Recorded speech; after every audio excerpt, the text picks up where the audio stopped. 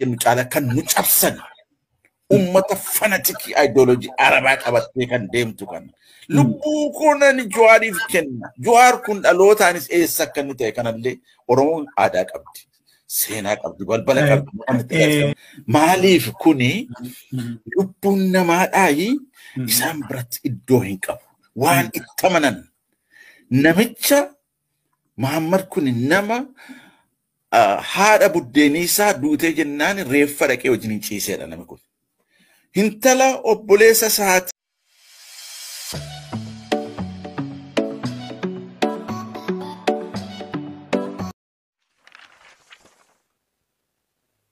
Qeeroon miliyeenaan wareegamte tan arrallee wareegamaa jirtu sun ijoollee Islaamaati.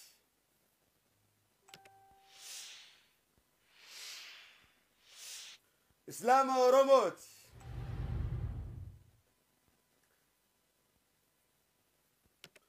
Tan harmi mummuramee qaqqalame, tan harkaa fi miilli murame ijoollee Islaamaati. Tan lafeen isii boboyte ijoollee Islaamaati. Ka Wallorraa qaqqalamaa jiru, ka Jimmarraa qaqqalamu ijoollee Islaamaati. Ta Oromooti.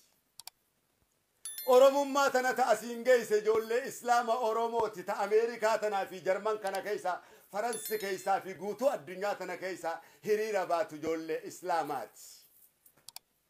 Ta Oromoo Oromummaa isiidhaa mirkansite Oromoo goote ijoollee Islaamaati. Yaa marfa'iin abbootiin teessanii fi isin maal gootan? Haawuu yaa warra Oromoo dhidhimsee nyaate yaa bineensa mee Oromoodhaaf tana goone jaati asbaha yaa warra Oromoo hoggu takka naftanya gurguru hoggu takka Tigire gurguru yaa marfa'iin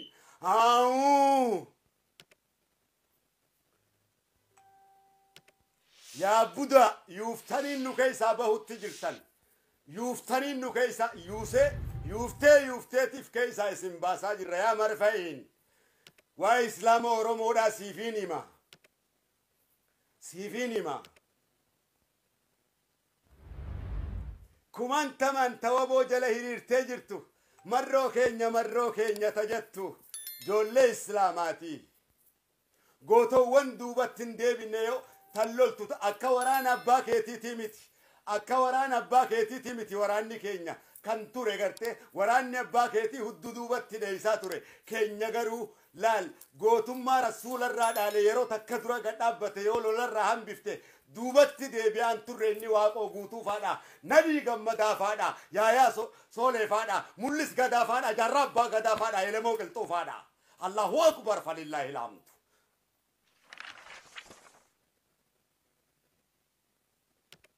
Yey Johar Muhammad inni atinaan jettu nuti Johar bar qabsoo karaa nagayaa tinum baaftu jechuudhaaf qeeyna malee kaayyoo dharratti wal qeeyne qabsoon karaa nagayaa num baaftu ni beeyta jechuudhaafi malee Johar abbaa wallaallee yookaan gosa wallaallee qeeqaan turre yookaan amantiif qeeqaan turre nuuf shanyiidha. Na dhageessa Johar eenyu kannaan jettu yoo taate shanyiinsaa eenyu yoo kannaan jettu taate kan abbaa kiyyaati. Inni sun siikkoo xummuugaa bareentoo Oromooti. Ana qalloo bareentoo Oromootu siin je. Hiji siikkoo xummuugaa bareentoo Oromoo kan obboleessa booranticha Oromooti abbaa maccaa. Gosti isaa akkasi. Yey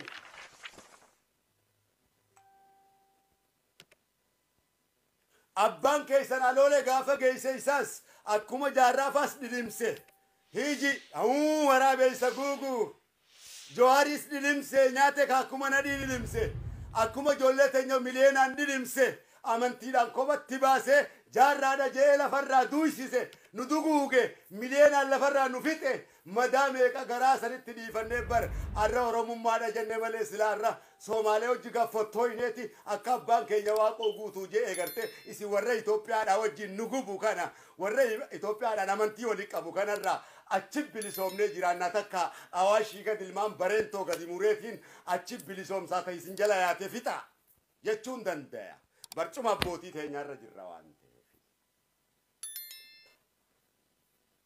Yey! Ni duune nu seetanii.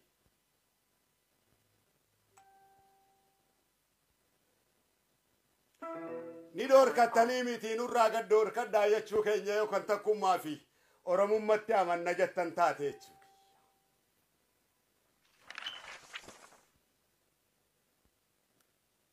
Rabbiin mana tolchee namuuf addaan kaa'ee qabriidhaas adda kaa'ee rabbi. Nu nyaachiftanii nu lobaaftanii wanni isin nuu gootan takkallee hin jirtu.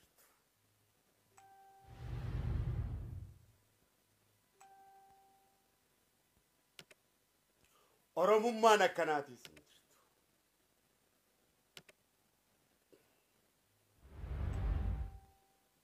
Yaa marfa'iin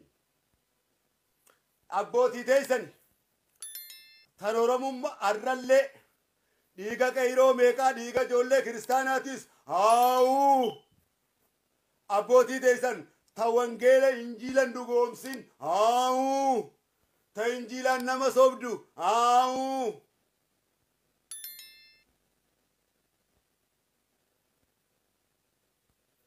rasuula rabbii arrabsite jechuudha. Rasuulli rabbii faarfamaadha.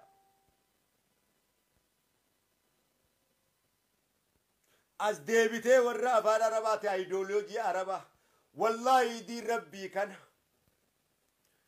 rabbii kana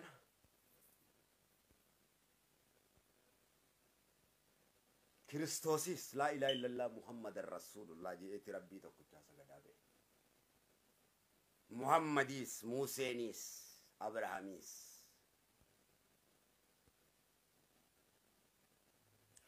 sadarkaa Kiristoos si caalatti rasuultu beeka.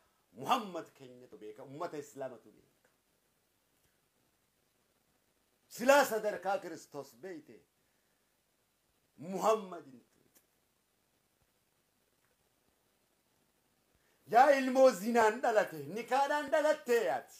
Nikaadhaan dhalattanii isin. Nikaa rasuulaatiin dhalattanii isin diqaala. Mee fuula isaanii ilaala fuula keenya ilaala. Mee bareedina nurraa ifu ilaala. Mee ilaala. Coggaarra fakkaataf yoo laaltan fuulli isaanii nama fakkaata malee yoo ija qalbiitiin ijji waa laalaniin ija qalbiiti. Fuulli isaanii kuni wallaahi waan gubate dibaa bineensa akka tokkooti fakkaatanii bidda azaabaa. Wamraatuhu hammaalatal haxam. Jaartii teetillee kuffartitti yaa namana. Laal. Akkuma Abii Lahabii fi jaartiidhaan jedhe lallabduun talatee isaniitillee tabbat yada Abii Lahabii wa tabba isiniin jedheetiin jira. Rabbitu isiniin jedhe arguuf jiraan duuba deebii kanaa. Tabbat yada Abii Lahabii wa tabba. deebisee isinirratti qaraba. Tabbat yada Abii Lahabii wa tabba. ما أغنى عنه ماله وما كسب.